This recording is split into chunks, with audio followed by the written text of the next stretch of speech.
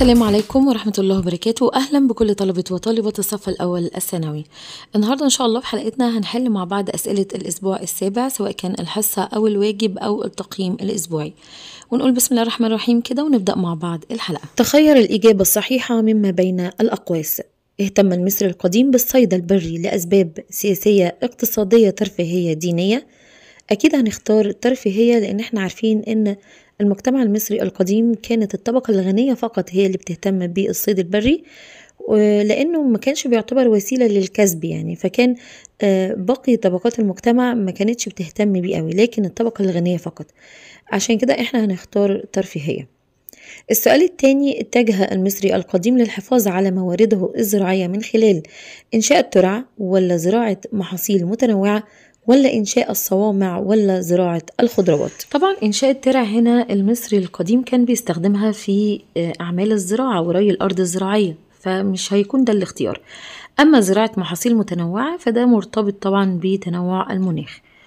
لكن إنشاء الصوامع هي ديت الأماكن اللي كان بيخزن فيها المصري القديم الحبوب والغلال بتاعته. لو حصل مثلا جفاف، حصل فيضان، يبقى هو هنا عنده موارد ممكن يعتمد عليها، يبقى هنختار هنا إنشاء الصوامع. طبعا زراعة الخضروات ملهاش علاقة بالسؤال. طيب السؤال الثالث: ظهرت الملكيات الخاصة للأراضي الزراعية في مصر القديمة لبعض القيادات الإدارية والعسكرية، ولا الدينية والاقتصادية، ولا الثقافية والفكرية، ولا الأجنبية والقبلية؟ تعالوا نشوف كده فرعون لما كان طبعا احنا عارفين ان فرعون هو المالك الأول والأوحد للأراضي الزراعية، ولكن كان في بعض الاستثناءات. كان أي جنود مقربين لفرعون أو كبار الموظفين كان بيحب بالبلدي كده اللي هو يشبرق عليهم، يعني كان بيحب يديهم بعض الملكيات الخاصة اللي بيستفيد بيها هو وأولاده. تمام. فكان الجنود المقربين أو بعض كبار الموظفين هم دول اللي كانوا بيستفيدوا بالملكيات الخاصة من الأراضي الزراعية. بالنسبة لكبار الموظفين دول اللي كانوا بيساعدوا فرعون في إدارة الدولة، فدي بتعتبر من القيادات الإدارية. أما بالنسبة للجنود المقربين لفرعون فدي بتعتبر قيادة عسكرية، علشان كده هنختار أول إجابة معانا هي القيادات الإدارية والعسكرية. السؤال الرابع: براعة المصري القديم في إنشاء سد اللاهون دليل على التقدم في علم الكيمياء، الفلك، الجغرافيا، الهندسة. طبعا سد اللاهون هو بناء هندسي، طبعا ملوش دعوة بالكيمياء ولا الفلك ولا الجغرافيا، فيعتبر هنا البناء ده دليل على التقدم في علم الهندسة، لأن هو هنا بيكلمك عن إنشاء السد، البناء نفسه وليس استخدامه. تمام كده. سؤال رقم 5: بنيت الصوامع في مصر القديمة بهدف تخزين البردي، الأرز، القمح، الكتان. طبعا احنا عارفين ان المصري القديم بنى الصوامع لتحقيق الامن الغذائي، علشان مثلا يخزن فيها الحبوب الغذائية بتاعته، عشان لو حصل جفاف، حصل فيضان، يبقى عنده ما يكفيه لمرور هذه الفترة. فطبعا المبنى ده او الصوامع دي اتبنت لحفظ الحبوب والغلال، فطبعا اكيد هنحذف البردي والكتان. تمام. هيبقى لنا الأرز والقمح. طب المصري القديم كان بيخزن الأرز ولا القمح؟ أكيد طبعا هنختار القمح، لأن القمح هو محصول رئيسي عند الفراعنة، وكانوا بيهتموا طبعا بزراعة القمح أكثر من الأرز، فهنختار هنا القمح. السؤال رقم 6: يدل نجاح المصري القديم في إقامة نهضة اقتصادية شاملة على استثمار الموارد وتنميتها، ولا الاعتماد على الموارد المحلية؟ طبعا الإجابة دي هنحذفها، لأن كان المصري القديم بيستورد بعض الموارد زي الخشب مثلا لصناعة الأساس وغيره. تمام، يبقى هنحذف الاختيار ده. إظهار قيمة المساواة، لا طبعا ما فيش علاقة بين إظهار قيمة المساواة بالنهضة الاقتصادية، ولا كمان أهمية حماية البيئة والحفاظ عليها، ملهاش علاقة. يبقى احنا كده هنختار استثمار الموارد وتنميتها. هو فعلا كان ناجح جدا في استثمار الموارد المتاحة أمامه وتنميتها، وكمان كان بيستورد بعض الموارد من خارج البلاد. يبقى الاختيار الأول هو هيكون الإجابة الصحيحة، استثمار الموارد وتنميتها. السؤال اللي بعد كده بيقول لك: ملكية أراضي الأوقاف في مصر القديمة كانت تحت تصرف قادة الجيش، ولا الكهنة، ولا حاكم الإقليم ولا كبار الموظفين؟ عشان تجاوب على السؤال ده إجابة صحيحة لازم تكون عارف يعني إيه أراضي الأوقاف. طبعا أراضي الأوقاف دي كانت أراضي زراعية الناتج بتاعها أو الربح اللي بيطلع منها كان بيتم إنفاقه على المعابد والمقابر، المقابر اللي هي الأهرامات يعني.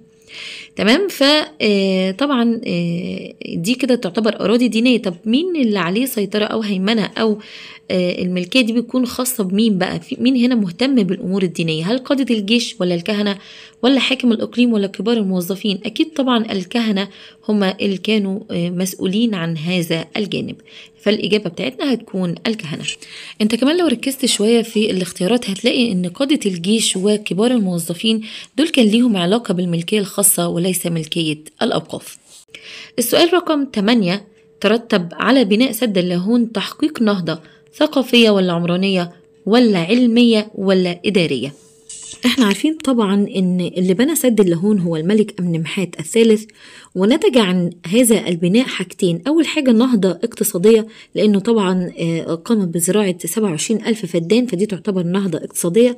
وكمان الملك أمنمحات الثالث كان عايز العمال والمزارعين اللي بيشتغلوا معاه في هذه الأراضي الزراعية يوفر لهم سكن وأماكن يسكنوا فيها بجانب هذه المنطقة، فطبعا قام ببناء بعض المدن في هذه المنطقة مما أدى إلى تحقيق نهضة عمرانية. فهنختار طبعا الإجابة رقم 2 أو الاختيار الثاني وهو النهضة العمرانية. نيجي بقى للأسئلة المقالية. السؤال الأول: ما العلاقة بين الصيد والتقسيم الطبقي في مصر القديمة؟ طبعا طالما هنا كلمك عن الصيد والتقسيم الطبقي فإحنا مباشرة هنتكلم عن الصيد البري.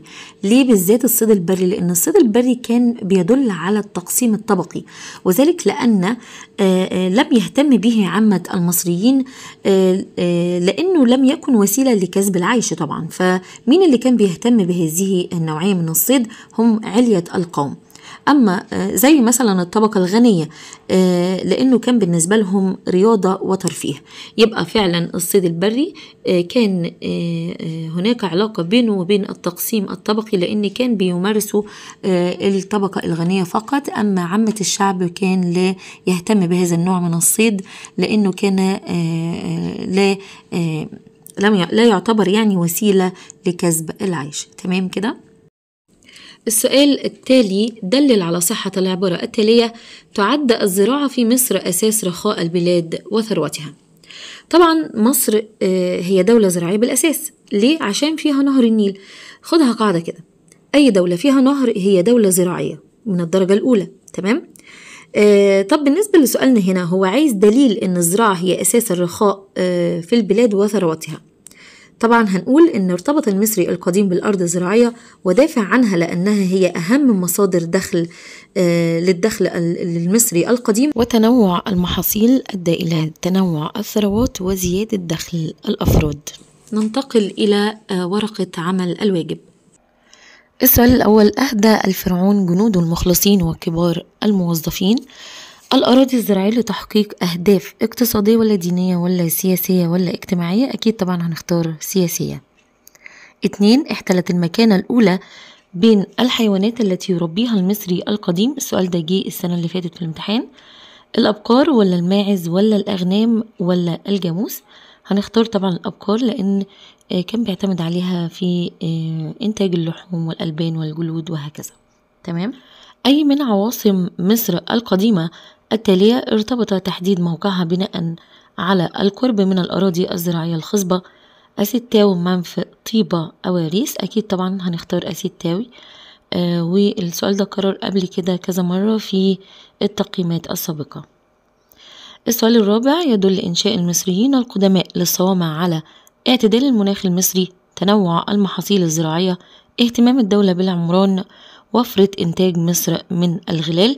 أكيد طبعا الصوامع دي أماكن لتخزين فائض الإنتاج للغلال، وهي الإجابة هتكون وفرة إنتاج مصر من الغلال. السؤال الخامس: أي ملوك مصر القديمة سعى لإقامة نهضة زراعية؟ طبعا هنختار على طول أمنمحات الثالث، لأن احنا اتكلمنا قبل كده عن هذا الملك وقلنا إن هو أحد ملوك الدولة الوسطى، بنى سد اللاهون عشان طبعا يحمي أرض الفيوم من الفيضان، وكمان زرع حوالي 27,000 فدان. فهو طبعا أمنمحات الثالث هو صاحب النهضة الزراعية. سؤال رقم 6: نتج عن تعرض مصر لموجات من الفيضان والجفاف زيادة رقعة الأرض الزراعية، ولا تحديد الضرائب، ولا إقامة السدود، ولا قلة مساحة الأراضي الزراعية؟ طبعا فيضان وجفاف، نتج عن كده إيه؟ إقامة السدود طبعا. تمام. طيب 7: مثل صيد البر عند المصريين القدماء أحد مظاهر التقسيم الطبقي، ولا التنمية الاقتصادية، ولا الترفيه لعامة المصريين، ولا التنمية التجارية؟ صيد البر طبعا ده كان مقتصر على الطبقات الغنية اللي كانوا بيطلعوا يعملوا مغامرات بقى لصيد الأسود والغزلان وكده، فطبعا ده كان بيشير إلى التقسيم الطبقي. السؤال رقم 8: أي من الفئات الاجتماعية الآتية كانت من المحتمل أن تحصل على ملكية زراعية خاصة؟ الفلاحون؟ طبعا لأ. الصناع؟ لأ. قادة الجيش ولا التجار؟ انت لو موظف شاطر أو جندي هتقدر تاخد أراضي ملكية خاصة، غير كده لأ. الملك كان بيعمل كده لأغراض سياسية، إن الملك كان عايز يدعم سلطته، فأكيد طبعا هنا هنختار قادة الجيش. ندخل على الأسئلة المقالية. 1: حدد الأثر الناتج عن بناء سد اللاهون في عصر الدولة الوسطى بمصر الفرعونية. السؤال ده اتكرر معانا، وطبعا هو هنا يقصد بحدد الأثر الناتج، يعني هو نفس سؤال النتيجة المترتبة على. تمام. يبقى النتيجة المترتبة على بناء سد اللاهون في عصر الدولة الوسطى، هنقول 1: حماية أرض الفيوم من الفيضان والجفاف. 2: زراعة أكثر من 27,000 فدان. برضو كان في نهضة عمرانية في هذه المنطقة، حيث تم بناء العديد من المساكن و عند بحيرة موريس. طيب السؤال اللي بعد كده معانا هو: ساهمت الحكومة المركزية في تحقيق نهضة زراعية للبلاد في مصر القديمة؟ دلل تاريخيا على صحة العبارة السابقة. السؤال ده نعتبره كده زي بما تفسر، يعني ليه العبارة دي صحيحة، احنا عايزين دليل على صحتها. طبعا الحكومة المركزية هنا متمثلة في الملك الفرعوني. تمام. فهنقول انه اهتم بمشروعات الري وأقام السدود، وكمان كانوا بيعملوا خطط استراتيجية ولاد لمواجهة أي خطر يواجه الفلاح، زي مثلا الفيضانات والجفاف وهكذا. حتى لو كان هناك فائض في الإنتاج، فكانوا طبعا يقوموا ببناء الصوامع وهكذا. دي طبعا تعتبر من ضمن الخطط الاستراتيجية الناجحة لتحقيق نهضة زراعية في مصر القديمة. ننتقل لأسئلة التقييمات. السؤال الأول معانا: ساعد بناء سد اللاهون على تحقيق إنجازات. طبعا سد اللاهون ده مشروع يعتبر مشروع زراعي. تمام. يبقى أكيد إنجازات اقتصادية. طب اقتصادية وإيه؟ في هنا إجابتين هنحذفهم، اللي هي الاجتماعية والسياسية والدينية، دول مش معانا في الاختيارات. طيب هنختار دلوقتي بين اقتصادية وسياسية واقتصادية واجتماعية. احنا قلنا ان سد اللاهون نتج عنه زراعة اكثر من 27,000 فدان، وده انجاز اقتصادي. طب ايه الانجاز التاني؟ ان هو حصل نهضة عمرانية، والنهضة العمرانية دي بتكون نهضة اجتماعية وليست سياسية. يبقى كده هنختار اقتصادية واجتماعية. طبعا كلنا ملاحظين ان الاسئلة بدأت تناقش افكار اعمق من التقييمات السابقة. طب السؤال الثاني معانا: اتسمت الحكومة المركزية في مصر القديمة بإدارتها السليمة للأزمات. حط خط كده تحت الأزمات. فترتب على ذلك إقامة السدود والخزانات، ولا الأهرامات الثلاثة، ولا المصانع الشعبية، ولا المعابد الدينية؟ طيب عشان نجاوب السؤال ده لازم تعرف ان مصر تعرضت في تاريخها الفرعوني لأزمتين واضحين جدا للجميع، وهي أزمة الفيضان وأزمة الجفاف. طيب هنختار السدود والخزانات أكيد طبعا، بس هنقول أزمة الفيضان دي أدت إلى بناء سد اللاهون طبعا عشان حماية البلاد من الفيضان. وأزمة الجفاف اللي هو كان أيام سيدنا يوسف، كان قبلها 7 سنين فيهم خير شديد، وبعدين 7 سنوات عجاف. فبدأ المصريين القدماء في هذه الفترة يبنوا الصوامع. يبقى لو جاب لنا السدود والخزانات أو الصوامع، الاتنين بيعتبروا إدارة سليمة للبلاد في وقت الأزمات. تمام. الخزانات والسدود والصوامع التلاتة لو جم في السؤال زي كده هنختار أي حاجة منهم. تمام كده يا شباب. نيجي للسؤال رقم 3. منح ملوك مصر القديمة الأراضي الزراعية لكبار الموظفين بهدف قيامهم باستصلاحها؟ لا طبعا. زيادة الإنتاج؟ برضو لا. جمع الضرائب؟ مستحيل. استمرار ولائهم؟ هي دي الإجابة الصحيحة. لو أنت موظف كويس أو جندي شاطر فأنت هتاخد أرض زراعية ملك خاصة ليك ولأولادك. السؤال رقم 4 دلل على صحة العبارة التالية: تعددت أنواع الصيد في مصر الفرعونية. طبعا العبارة هنا صحيحة، والدليل على كده أن كان عندنا نوعين من الصيد. عندي صيد البر دي للطبقة الغنية أو علية القوم اللي كانوا بيطلعوا يعملوا مغامرات لصيد الغزلان والأسود وهكذا. وكان في طبعا نوع تاني من الصيد وهو صيد الأسماك، ودي كان للطبقات الفقيرة وهو كان وسيلة لكسب العيش. السؤال الخامس: وضع سيدنا يوسف عليه السلام خطة استراتيجية بعيدة المدى ترتكز على مبدأ الادخار والاستدامة من خلال تخزين الحبوب للانتفاع بها في سنوات الجفاف. في ضوء الفقرة السابقة وضح الدروس المستفادة من الخطوات التي اتخذها سيدنا يوسف عليه السلام في سنوات الجفاف. طبعا وانت بتجاوب سؤال زي كده في ايدك القلم وبتحط خط تحت الكلمات المهمة في السؤال. يعني مثلا عندك خطة استراتيجية وعندك مبدأ الادخار والاستدامة، تمام كده؟ طيب هو سيدنا يوسف بعد ما فسر حلم الملك الفرعوني ساعتها وقال ان في 7 اللي كان حلم ب7 بقرات سمان يأكلهن 7 عجاف، وطبعا حلم الملك هو رؤية هتتنفذ، فقال له ان هناك 7 سنوات من الرخاء يعقبهم 7 سنوات من الجفاف. يبقى انت عندك فترة فيها رخاء وفترة بعديها على طول فيها جفاف وفيها أزمة. طب عمل ايه؟ هو عمل حسن إدارة للموارد ورشد كمان استهلاكه، وكمان عمل خطة لمواجهة الأزمات ومواجهة 7 سنين اللي هيبقى فيهم جفاف، وذلك ببناء الصوامع. طبعا هو هنا بنى الصوامع لتخزين الفائض من الانتاج في ال7 سنين اللي هيبقى فيهم رخاء، طبعا هيبقى فيه فائض انتاج، فبنى الصوامع دي علشان يخزن فيها الغلال. علشان هنا بقى الاستدامة، فكرة الاستدامة ان انت هترشد استهلاكك عشان السنوات القادمة يبقى فيه فائض للإنتاج ان انت تقدر تستخدمه في سنوات الجفاف. تمام كده؟ يبقى الإجابة هنا هتكون حسن إدارة الموارد، ترشيد الاستهلاك، ووضع خطة استراتيجية لمواجهة الأزمات. تمام كده؟ طبعا عندنا في الأسئلة المقالية انت مش ملزم بكتابة نص معين أو إجابة محددة، ولكن انت المفروض ان انت تجاوب على السؤال ده من خلال فهمك وبطريقتك الخاصة. تمام؟ ننتقل لأسئلة المجموعة الثانية. السؤال الأول يرجع: اختيار أمنمحات الثالث لإقامة سد اللاهون إلى أسباب دينية ولا ثقافية ولا اقتصادية ولا سياسية؟ أكيد طبعا هنختار اقتصادية، لأن السد احنا زرعنا من خلاله 27,000 فدان وحمينا الأراضي من الفيضان، يبقى دي طبعا أسباب اقتصادية. 2: عبرت أنواع الصيد في مصر القديمة عن النظام الثقافي ولا الطبقي ولا الرئيسي ولا الحرفي؟ احنا قلنا ان كان عندنا نوعين من الصيد: صيد لعلية القوم وصيد للطبقة الفقيرة.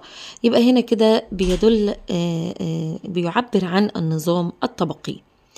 3: تنوعت المحاصيل الزراعية في مصر القديمة نتيجة موقعها الفلكي ولا الجغرافي ولا وجود نهر النيل ولا إقامة السدود والقنوات؟ طبعا تنوع المحاصيل احنا قلنا كذا مرة النقطة دي ان بتدل على تنوع المناخ. طب ايه هنا في الاختيارات بيدل على تنوع المناخ؟ اكيد طبعا الموقع الفلكي. السؤال رقم 4: استنتج الأثر الناتج عن اهتمام الدولة المركزية في مصر القديمة بتحقيق تنمية زراعية. طبعا النتيجة المترتبة على اهتمام الدولة المركزية بتحقيق تنمية زراعية هو حدوث النهضة الزراعية، حيث تنوع المحاصيل وزيادة الثروات وتنوعها، وكمان زيادة الرخاء في جميع أنحاء البلاد. تمام كده؟ آخر سؤال في المجموعة الثانية: دلل على صحة العبارة التالية: كان لسد اللاهون آثار عمرانية في مصر القديمة. طبعا هنقول هنا العبارة دي صحيحة بدليل ان الملك بعد بناء سد اللاهون قام ببناء المساكن للمزارعين والعمال حول بحيرة موريس، مما أدى إلى وجود آثار عمرانية في هذه المنطقة في مصر القديمة. تمام، نيجي لآخر مجموعة معانا وهي المجموعة الثالثة. السؤال الأول: أي من العواصم القديمة التالية تم اختيار موقعها الجغرافي لتحقيق الأمن الغذائي لمصر؟ منف، طيبة، أون، أسيتاو. طبعا هنختار أسيتاو. السؤال الثاني: قسم المصري القديم السنة الزراعية إلى 3 مواسم، ومع ذلك كان يزرع الأرض في السنة مرة واحدة، مرتين، 3 مرات، 4 مرات. طبعا عشان نجاوب السؤال ده لازم تعرف إن المصري القديم قسم السنة إلى 3 أقسام: 4 شهور فيضان، 4 شهور بذر أو زرع يعني، و4 شهور حصاد. يبقى احنا كنا بنزرع في السنة مرة واحدة. طيب، حتى كان بيقال ان الفراعنة كانوا في وقت الفيضان كانوا بيستخدموا العمال والفلاحين في اعمال خاصة زي بناء الاهرامات وبناء المعابد وما الى ذلك. تمام، طبعا عشان يوفروا ليهم مصدر للكسب يعني. طيب، السؤال رقم 3: يعود انتشار حرفة صيد الأسماك على نطاق واسع بين عامة المصريين القدماء لأسباب، طالما هنا قالك صيد الأسماك يبقى أسباب اقتصادية. تمام كده، لأن طبعا صيد الأسماك كانوا بيعتمدوا عليه كمصدر للكسب ووسيلة للعيش، غير صيد البر طبعا كان أسباب ترفيهية، وكانوا بيطلعوا يعملوا مغامرات وهكذا علشان للترفيه يعني. أما صيد الأسماك لا، كان بأسباب اقتصادية. أما لو قالك السؤال هنا هو بيدل على إيه؟ يعني انتشار صيد الأسماك بيدل على إيه؟ لا، بيدل طبعا على فوارق اجتماعية، لكن هنا كان بيسألك عن السبب. السؤال الرابع: دلل على صحة العبارة التالية: تعددت إدارات شؤون الزراعة في مصر القديمة. الإجابة: حيث كان هناك إدارات متنوعة تهتم بشؤون الزراعة، مثل إدارة الزراعة، إدارة الري، إدارة المساحة، إدارة المحليات. السؤال الخامس: اثبت صحة العبارة: يعد الصيد عند المصريين القدماء أحد مظاهر التقسيم الطبقي. السؤال ده اتكرر أكتر من مرة. هنقول طبعا لأن كان هناك نوعين من الصيد: الصيد البر، وده كان خاص بالطبقة الغنية حيث كانوا يقومون بمغامرات لصيد الغزلان والأسود وهكذا، وده طبعا بيعتبر جانب ترفيهي. أما عامة الشعب المصري فكان يلجأ إلى صيد الأسماك كوسيلة لكسب العيش بهدف، وده طبعا كان هدف اقتصادي بحت. تمام، وده كان بيدل على أن هناك تقسيم طبقي بين واضح جدا بين طبقات المصريين القدماء. تمام كده، انتهت الأسئلة، وبكده نكون حلينا مع بعض أسئلة الحصة والواجب والتقييمات للأسبوع السابع. أتمنى أكون قدرت أفك وأستودعكم في رعاية الله، والسلام عليكم ورحمة الله وبركاته.